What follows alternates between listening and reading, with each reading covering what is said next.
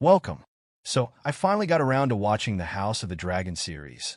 I had been hesitant due to the last season of the original Game of Thrones, but once I did start watching the prequel series, I wasn't disappointed. Spoilers ahead. House of the Dragon is a prequel series of the very same house that the mother of the dragons will be born in almost 200 years later. The series explores the fall of the house, which shows the Targaryens who had held power due to having the weapons of mass destruction of their day, due to their ability to control dragons, and the roots of their house losing its power over the Iron Throne, which controls the vast seven kingdoms are laid out in this prequel. Ultimately, we see what grows from Princess Rhaenyra being made the legal heir to the Iron Throne against the tradition of the first male heir, who is called Aegon, from becoming king. The series was filmed mainly in England, Spain, and some in Portugal.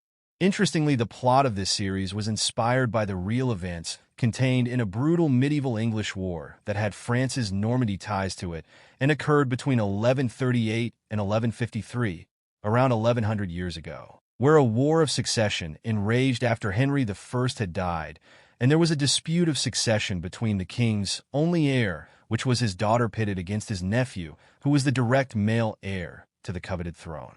Back to the series, and to some points of interest. We initially see a young Princess Rhaenyra start to make decisions in favor of practicality rather than tradition, and there's a standout scene when she confronts her uncle Daemon on Dragonback. Daemon, who has taken occupation to an area aptly called the Dragonstone, has stolen a prized dragon egg as a present to his new would-be bride, which the young princess takes back and skillfully prevents any bloodshed. We then see Daemon show his warrior nature and battle hardiness.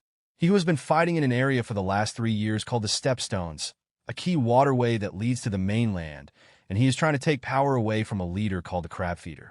Rather than get help from his older brother, who is the king sitting on the Iron Throne, Daemon takes it upon himself to use himself as bait to lure out the Crabfeeder, and Daemon succeeds in dramatic fashion. Overall, the season shows the wife of the king of the Iron Throne, Queen Alicent, whom does not have a right of succession, and she believes herself to be virtuous. However, she succumbs to fear and has distaste for the Princess Rhaenyra, who is the legal heir. I am reminded of the great Avengers movie Age of Ultron, when Ultron says everyone creates the thing they dread. Men of peace create engines of war. Invaders create Avengers. As Queen Alicent, fearing that her son Aegon, who is the oldest male in the royal lineage, will be murdered by Princess Rhaenyra to protect her own interests, Queen Alicent takes ever more questionable actions to usurp power from the throne, as does her father the Hand. Princess Rhaenyra, who has now become queen, shows surprisingly restraint in her actions and is trying to avoid a war. But when war comes ever closer regardless, where the smallest of things have a butterfly effect. The series ends with a shocking scene where we witness the largest dragon overshadow and decimate a smaller dragon whilst being flown by Princess Rhaenyra's younger son, giving us the impression that when Rhaenyra hears the news, her restraint will have melted away to anger. The season has some standout scenes, usually where something is happening with a dragon, and though the season for me began slow, it then began to simmer and then cook in its political intrigue and family conflicts like one of the dragon eggs that are kept in an oven to help it hatch.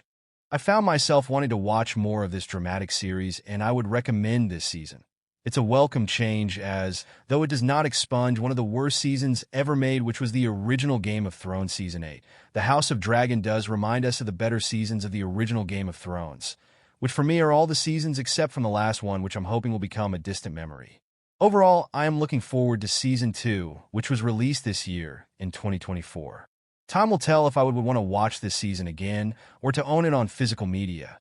It is available on physical media and not overly priced in general. Also, there is some nice related merchandise available out there on the great expanse we call the internet, with the fiery dragon symbol of the House of Targaryen on some of the merchandise, making it stand out. Thanks for watching and listening.